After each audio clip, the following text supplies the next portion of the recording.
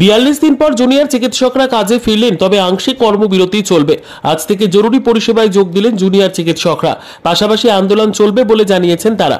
আরজি করে তরুণী চিকিৎসককে ধর্ষণ খুনের ঘটনার প্রতিবাদে ১.৫ মাসেরও বেশি সময় ধরে কর্মবিরতি চালাচ্ছিলেন জুনিয়র চিকিৎসকরা। পাশাপাশি পথে নেমে প্রতিবাদে সামিল হন তারা। ৫ দফা দাবিতে স্বাস্থ্য ভবনের সামনে অবস্থানে বসেন তারা। কলকাতা পুলিশ কমিশনার বিনীত গোয়েলের অপসারণের দাবিতে লালবাজার অভিযানও করেন জুনিয়র ডাক্তাররা। শনিবার থেকে আপনারা আংশিক কর্মবিরতি প্রত্যাহার করবেন। আজকে আপনারা কি সমস্ত ডিপার্টমেন্টে যোগদান করেছেন কাজে? হ্যাঁ, সব ডিপার্টমেন্টেই, যেখানে আপনার এসেনশিয়াল সার্ভিসেস যেটা আমরা বলি, এখন এসেনশিয়াল সার্ভিসেস ডেফিনেশনটা ডিপার্টমেন্ট টু ডিপার্টমেন্ট ভ্যারি করে।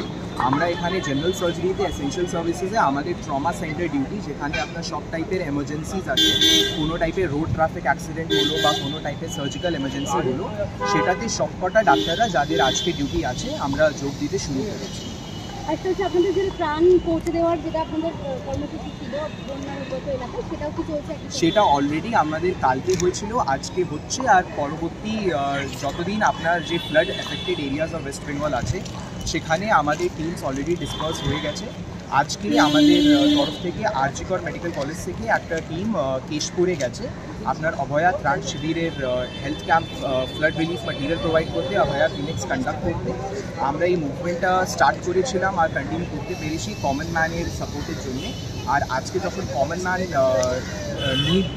ম্যানের একটা নিড আছে, যে ফ্লাড এফেক্টেড এরিয়াজ অনেকগুলো আছে, এই জন্যে আমরা looking at the common man আমরা এই রিলিফ ক্যাম্পগুলো করছি এবং পরবর্তীকালেও করবো।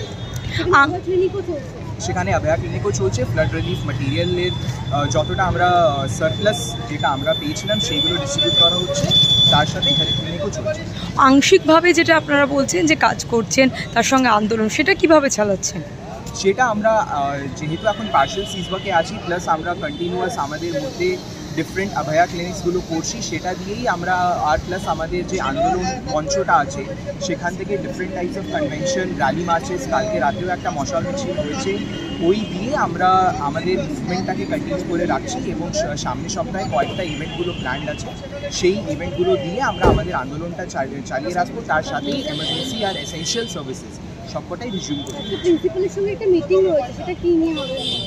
সেটা আমাদের এই প্রোটেস্টে যা যা আমাদের আলাদা আলাদা ডিমান্ড আছে, সেটা কয়েকটা ডিমান্ড আছে যেটা আমাদের স্টেট লেভেলে আছে, কয়েকটা আমাদের ডিমান্ড আছে থ্রেড কালচারটাকে নিয়ে, থ্রেড কালচারটা সরানোটাকে নিয়ে, প্লাস আমাদের অ্যাডমিনিস্ট্রেটিভ যে ব্যাপারগুলো আছে সেটা নিয়ে আমাদের প্রিন্সিপাল স্যারের সাথে মিটিং আছে।